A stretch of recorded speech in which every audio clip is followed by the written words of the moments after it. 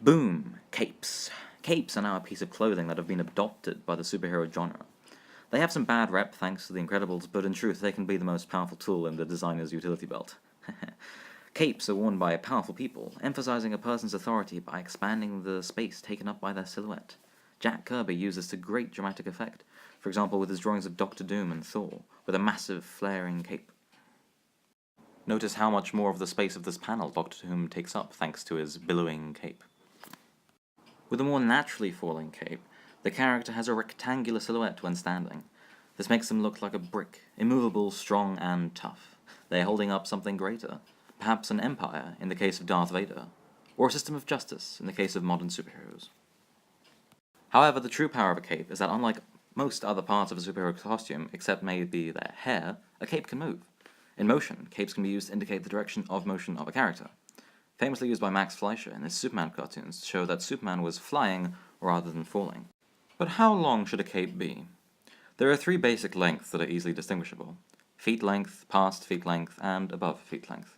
The simplest to analyze is past feet length because it is much rarer than the other two. Before what he imagines will be a dramatic throwdown with his fabricated enemy Titan, Megamind, from the movie Megamind, adopts the Black Mamba, a cape vastly longer than his body. Such a long cape is so incredibly impractical that its meaning is purely one of grandeur and exaggeration. It can be used to make a scene look more ceremonial, such as in a wedding. Megamind uses it because he is so confident in himself, but an overly long cape could conversely be used to highlight a character's insecurity. They feel a need to try to compensate for their lack of actual power with the appearance of power. In all honesty, such a character doesn't really come to mind, but feel free to comment a caped character who you think fits such a description. The other two sizes of cape are more interesting when seen in contrast. We have on the screen two different characters by the same artist, Batman and Superman by Bruce Timm. Note the sizes of their capes. Batman's reaches to his feet and Superman's to his knees. You're probably already familiar with their differences in character, and you can therefore see how the difference in their cape size highlights their differences in personality. A shorter cape seems more practical and indicates a character is slightly more physical, or down to earth, or just simple-minded. In fact, in stories where Superman takes a darker turn or becomes more authoritarian, his cape is usually made longer by the artist. The 70s Superman, played by Christopher Reeve, innocent, optimistic, and traditional, has a very short cape. Henry Cavill's Superman, from Man of Steel and Batman v Superman, wears a longer, thicker cape. These two visual differences highlight how each movie sees Superman. Christopher Reeve's Superman is closer to the comics view of him, as a very simple-minded man who just wants to help people.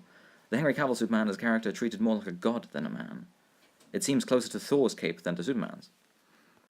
Thor is a character who needs a long, thick cape. His personality, having been raised all his life full aware of himself as the god of thunder and nothing less, suits the superiority that comes with such cape.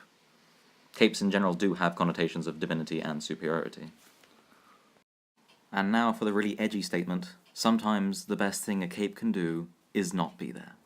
A cape is extremely powerful when a character no longer has it, as it is a visual way of depicting character or world development. Think Batman Beyond. What better way to emphasize that the role of Batman is now held by a teenager than to omit a cape and let the young, slender frame be on display? In the first episode, Bruce Wayne, the original Batman, can be seen wearing the capeless batsuit, so this interpretation is moot there, I guess, but it can be changed. The episode shows Batman resort to having to use a gun while having a heart attack. Batman does not have a cape here because he is no longer superior, and he is no longer an inspiration of justice. Another excellent use of the cape is in Star Wars. At the end of Episode 5, stop listening if you don't want any spoilers, it really ruins the whole film, Luke is defeated and left mutilated by Darth Vader, who also happens to be his father. Double whammy. The impulsive and naive character from Episode 4 is now dead, and has been replaced in Episode 6 by a trained Jedi Knight, more world-weary. And how do they show that Luke has improved as a character? By giving him a dark, hooded cape, or cloak if you want to be fancy. It is not used in the rest of the movie, but it serves an effective character introduction, filling in the gaps from the last film. So, to conclude, a cape is as varied as any other part of a costume. Its absence and presence can be powerful in stories where characters change, and who knows what else you can do with capes. Try using different shapes of capes, different materials, different sizes, what have you. Go out there and explore. Thank you.